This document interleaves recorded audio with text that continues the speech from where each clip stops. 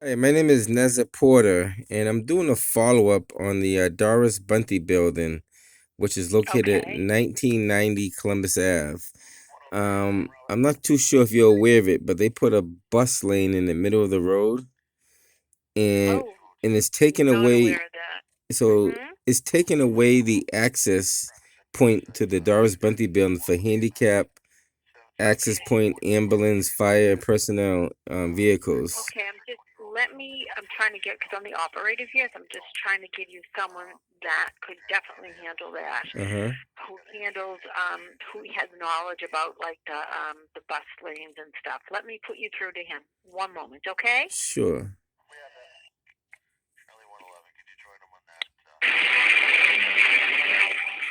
I am doing a follow up here. Bear with me, guys. Hello, this is Matt. Hi, this is Mr. Porter. I'm calling in regards of the Darvis Bunty building, which is located at 1990 Columbus Ave. I believe that's Roxbury. And I'm not too sure if you're aware of it, but they put a bus lane in the middle of the road, which is now taking up the access point for the handicapped elderly building. And so they no longer have an access point where they can pick up patients and take them to dialysis, or when the ambulance responds for emergency, or when the fire trucks pull up, they have to actually pull around the corner or pull them to the McDonald's parking lot, which is 50 feet around the building. And I called about, I want to say 2 months ago, and they said they would get back to me. So I'm doing a follow up to find out what was their finding and what they're going to do about it. Yeah. Mr. Porter, we spoke. This is Matt. I sort of my colleague William, who's the project manager. He had passed along. He'd started to talk with the building. So he coordinated with them before the bus lane went into effect. Um, and my understanding from him is they had sort of come to an understanding about how loading and access would be done using the back parking lot rather than Columbus Ave. I Okay, guess that's the problem because the ambulance do not pull w- in the back of the building; they pull to the front of the entrance, yeah, and and I guess that's so before. before you go any further, that gate is closed. So and after hours, emergency personnel have no access to that rear gate at all, and the handicap accessible wheelchairs do not go to the back of that gate also either. So Yeah, that's kind of that's not too good. If you yeah. have So a he started to work with the building management and the building tenants to sort of come up with a like strategies for how to make that work.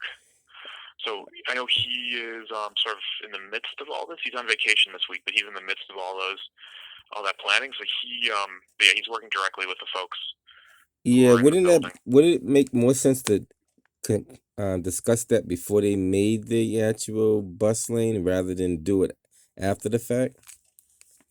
So my understanding is that they did discuss it before the bus lane went Let me in, but stop it was you one right of those there. things that. No, they did not. They did not. I did investigation myself. No one met with anybody out there. So he met with building management, and I know he had That's no. talked with some That's of the tenants. I talked to the manager. She denied meeting with anybody there.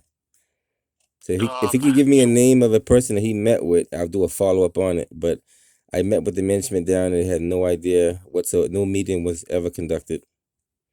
so I can just relay what I've heard, which is that he had met with Boston Housing Authority folks, which I believe included the management. But I can I got follow a up with him when question he's for you. back next week. Does the Yeah. zoning board have a zone for that? Because that should fall under the zoning board.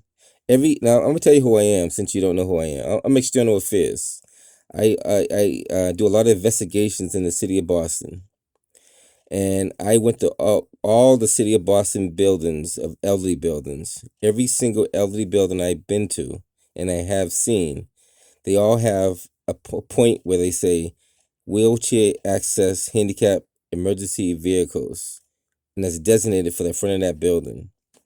Now, unless they change some zone for just one particular building of the whole city of Boston, I don't see how that's possible to be done. And the other further thing I want to iterate that that bus lane is located on Route 28, which is a major route that goes through the city of Boston. It comes off of Mattapan, it goes down Seaver Street and goes all the way down Columbus Ave. The other thing you should be aware of too, that's the city of Boston evacuation route. I don't know if you're aware of that. Are you aware of that? Yeah. So two quick things for you. So to your first point, this one falls in zoning board because zoning only controls buildings; it doesn't control streets. So So zoning board only controls buildings. So it controls, yes. So what controls the street? The streets are controlled by the Boston Transportation Department and Public Works. All right. So now that you put those two names, have control over streets. Okay, now that you said that, now who would authorize them putting a bus lane in front of an elderly building, obstructing the handicap access point? So you're saying that's the city of Boston Transportation and Public Works, right? So the bus lane project was put through a pretty extensive community process that went back to 2016 with the JP Rock's Transportation Action Plan. And subsequent to that public process, it went to what's called the Public Improvement Commission, or the PIC, and it gained approval at PIC to get constructed. So the zoning board regulates buildings and density and those sorts of things for structures. But that is a structure. The Public Improvement Commission regulates changes to roadways. Well, that bus lane is a structure. I don't know if you know that or not. That is considered a structure. Well, so it's not a structure in terms of zoning. It's part of the street network. So anything that is sort of on the street, so anything like a green line station or a traffic light or a median, all of that is part of the Public Improvement Commission process, or PIC. Okay, so the person who authorized that, do you know who that person is? So PIC is a 9-member commission. And it's comprised of representatives from the Transportation Department, Public Works, Property Management, the Disabilities Commission, the Boston Water and Sewer Commission. I don't recall the other members of it, but it sort of is. It's a commission comprised of those agencies, and the idea is that they will vote on any changes to sort of curb, sort of any major changes to streets. Okay. And so this was authorized, I think it was in June of 2020, and it was a commission. Now I got a question for you. And folks from the community showed up to support the project. Okay, of all those people you mentioned, is any one of them involved with the fire department or emergency personnel? Yes. So fire department reviewed the plans before they were put into place. So we coordinated with them very closely on the new firehouse, which is being built a little bit further up Columbus Ave. That was like their area of most concern, obviously, because that's where a big piece of their equipment has to go. Right. We also coordinated with them around the emergency. There's like an emergency department building on Dimmock Street. Yep, so we coordinated them around that, and then we showed them, and then we reviewed the plans for the rest of the corridor with them. Okay, did anybody examine the elderly building that's on that street in the access point of that building?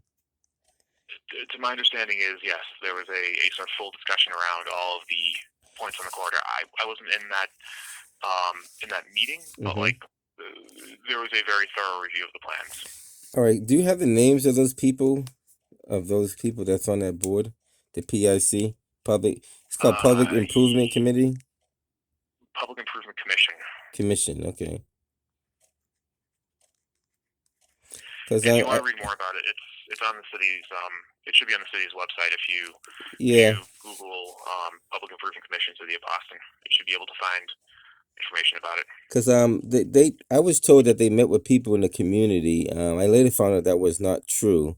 I actually took it upon myself to meet with people along that whole stretch, and nobody at one point said they had a meeting with anybody from the city at all.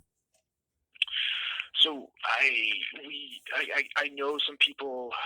People are busy. They might miss meetings, but I know there was a Um, long process around this project where there were flyers put on every door on the corridor. That businesses were engaged with. If you want to talk with folks, talk to the Eggleston Square Main Streets Association. They were a very key part of the process. The Eggleston Square YMCA branch was a part of the process. The civic associations along the corridor were a part of the process. And so if you want to talk to folks who were engaged, I know that those would be folks that could sort of give you some background about how they participated and who was a part of the process. There's also several churches that were engaged, and I know that there were some Spanish language business associations that were also engaged with as well.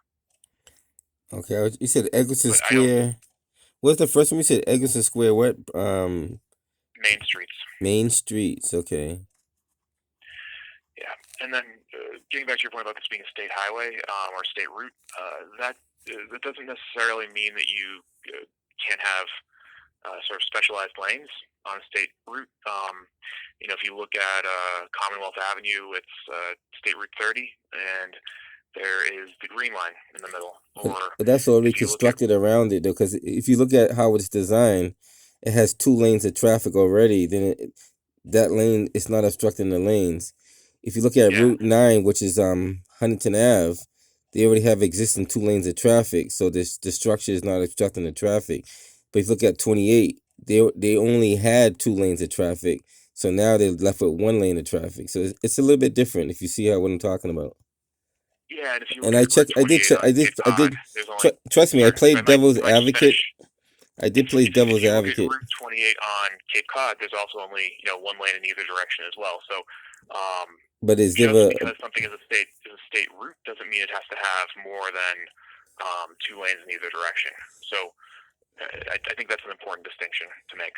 okay? Would I get a question? Would they consider putting something like that in the middle of like Mass Ave? So there's no city process right now to put bus lanes on Mass Ave, but um, I mean, if there were a community desire for it, it could be something that could be explored. What about Route 9? Route 9. So Route 9 is Huntington Ave in the city. So in the city, we are going to look at the functionality of the Green Line stops between Brigham Circle and Heath Street. Or I should say MassDOT is looking at that right now because the stops are inaccessible for people with disabilities. So there will certainly be some analysis of Huntington Ave between Brigham Circle and the city boundary, but I don't know the exact timeline for that. Okay, so you're saying that these people from the Eggleston Square, Main Street, some churches. Do you know the names of the churches that met with these groups? Any members of the church or any name of the church? So as I said, this is my colleague William, who is sort of the project manager. I am just recounting what he relayed to me, and I'm not the best narrator, but I know he would know many more of the details about who we met with.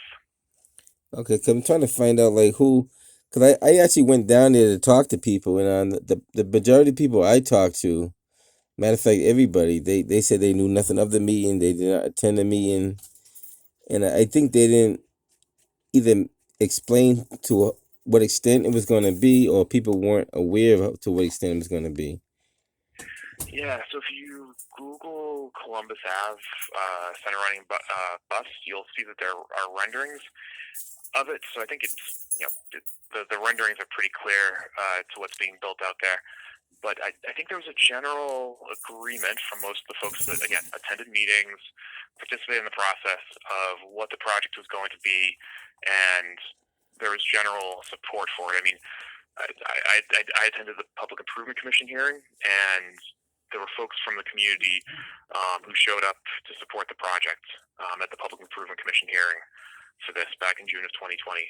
So I'm sure, as I said, I'm sure that there's some people who might not have been as involved as they might have liked, or obviously sometimes people miss flyers, they miss notices.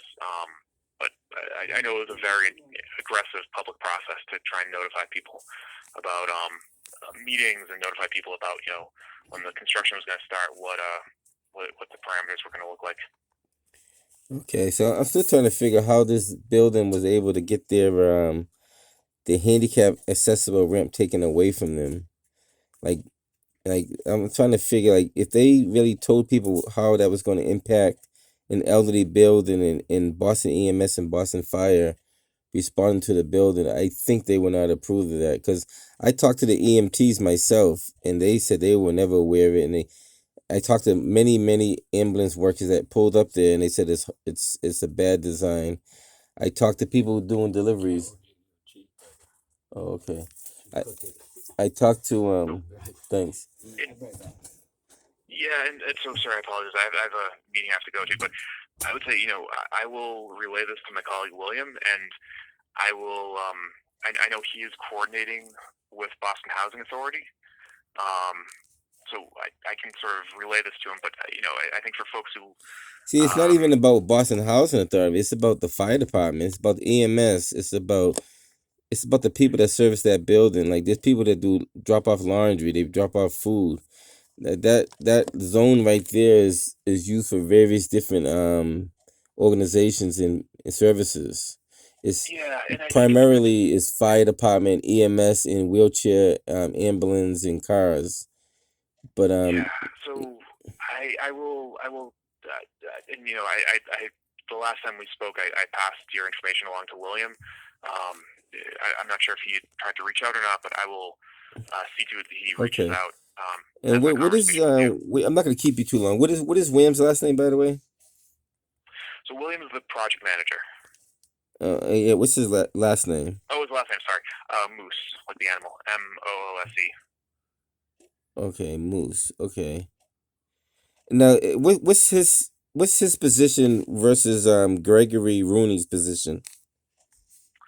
So Commissioner Rooney leads the transportation department. William is a member of the staff at the transportation department. So again, Commissioner Rooney sort of leads the policy, the operations. He leads like the full spectrum of activities, and then William is assigned to do specific tasks based on the priorities of the department. Okay, I'm gonna be doing some follow ups on this. And I'll give him time to respond back to me. Does he have my number? I believe so, but I can take your number again just to be on the safe side. Sure.